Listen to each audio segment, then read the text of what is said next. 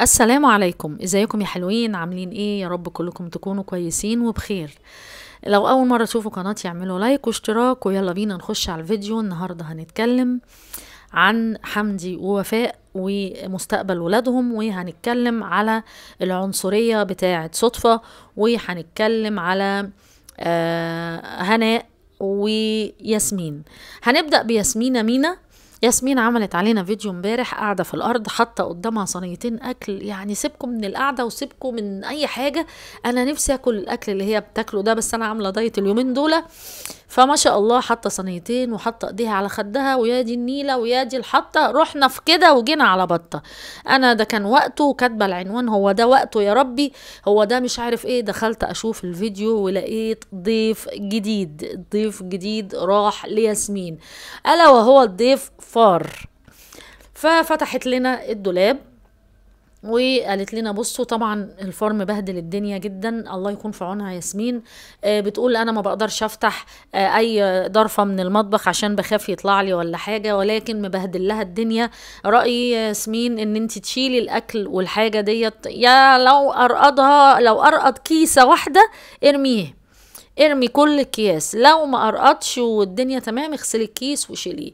وكان الفيديو جميل بينها وبين ام اميره، وكانت بتقول ان انا بعمل الفيديو ده مخصوص عشان ام اميره بعمل لها بشاميل، النهارده عدى عليها 3 شهور ولاده.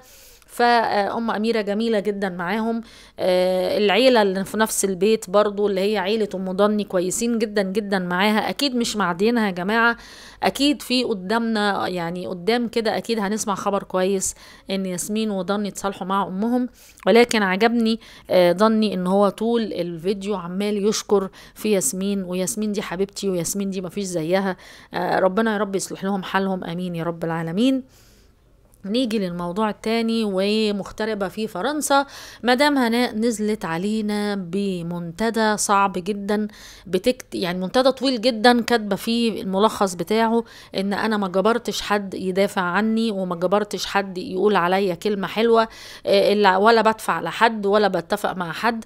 اللي بيتكلم من نفسه، واللي بيغلط برضو بيغلط، اللي بيقول كلمة حلوة كان بها، وانا ماليش دعوة ان حد يجي يقول لي انا بتشتم بسببك. انا ما قلتلكوش اتكلموا يا جدعان، انا ليا محبيني ومتابعيني، وما بجبرش حد على حب ليا، هم الناس بتحبني، ومحدش يتكلم في صفي او يدافع عني. فالظاهر كده ان في قناة او قناتين من القنوات اللي كانوا بيشكروا في مدام هناء، حصل ان المتابعين شتموها او حاجة، فقنوات اتواصلت مع مدام هناء، فهناء قالت لهم ماليش دعوة. فطبعا يعني الله اعلم، يعني هل الموضوع ماليش دعوة ولا حصل شد بين القنوات ديت وبين هناء؟ الله اعلم. لان هناء تطلع وتقول منتدى زي ده، اللي هي يعني برضو ايه، اللي هو انا ماليش دعوة بحد، يعني مش هيبقى حلو، يعني على الاقل ان انتي تهوني على الناس، وما كانش داعي فيه خالص ان انتي تنشري منتدى وتتكلمي فيه بالطريقة دي. وعملت زي شورتس كده، فيديو صغير وهي في الطيارة وجاية مصر. خلاص هي بتقول انا جاية علشان اخد حقي، وترفع قضايا وتعمل وتخلي وتسوي. نتمنى ان الموضوع يهدى شوية. استاذ رضا سكت خلاص، ولكن هي هناء قطتها جمل زي ما بيقولوا، عايزة تاخد حقها بأي طريقة، حتى لو الحق ده هيسفرها وتسيب مصر وتيجي. بس هي طبعا أكيد هتيجي تقضي كام يوم كده مع يعني مصيف ولا حاجة، والله أعلم. ربنا يهدي لها الحال، أمين يا رب العالمين. ونخش على الموضوع الثالث. صدفة على التيك توك شفت لها فيديو، واحدة كاتبه لها تعليق حرام عليكي، يعني فيما معناه ان انتي عدلي بين صدفة وصفا بنتها الصغيرة. فطلعت على التيك توك قالت لها، ردت عليها وانتي مالك انتي، وانا بعمل فيها ايه وحش؟ دي بنتي، هو انا بطفي السجاير تحت بطاطها؟ انتي ايش دخلك؟ انتي ايش ده عملك؟ انتي فضلت تتكلم وفضلت تتنرفز بالطريقة ديت في الفيديو. حتى سمعت ان هي عملت لايف النهارده، وقالت عليه ان اللايف دوت واحده، يعني البنت صاحيه صدفه عماله تعيط، وهي عماله تقول لها بس يا حلوفه، بس يا مش عارف ايه، فحد قال لها اعدلي بين الاتنين، حرام عليكي ما تشتميش البنت، انتي بتحبي صفا.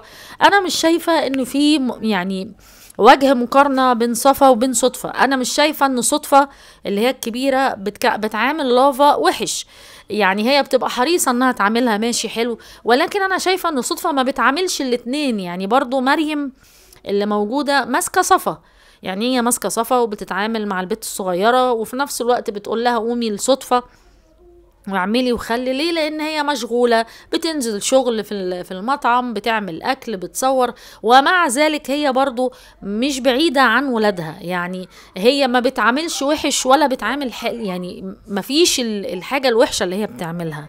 ما تستاهلش ان احنا نخش ونقول لها لا ده انت لازم، ده انت في اعملي عدل. هي بتعمل ايه لصفا؟ بالعكس هي سايبة صفا لمريم، شايلاها هلا بيلا وخلاص. تمام. ف نتمنى برضو ان صدفة تاخد بالها.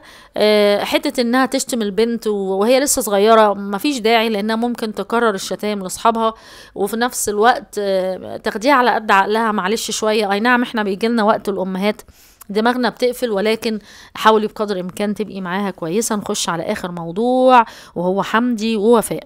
حمدي ووفاء قنوات النقد اللذيذة نزلت عليهم خبر ان هم سافروا تركيا عشان عيالهم يمتحنوا، ولكن وفاء كدبت الموضوع بفيديو عملته امبارح على قناة تيتا ام وفاء. وكان الفيديو كان يوم شم النسيم، وكانت مستضيفة امها وابوها عندها في الفيلا، وقالت ان ندى المدرسين داخلين طالعين عليها، ندى عندها مذاكرة كتيرة جدا. فواضح طبعا ان ندى بتلم الترم التاني كله علشان تخش وربنا يكرمها وتمتحن.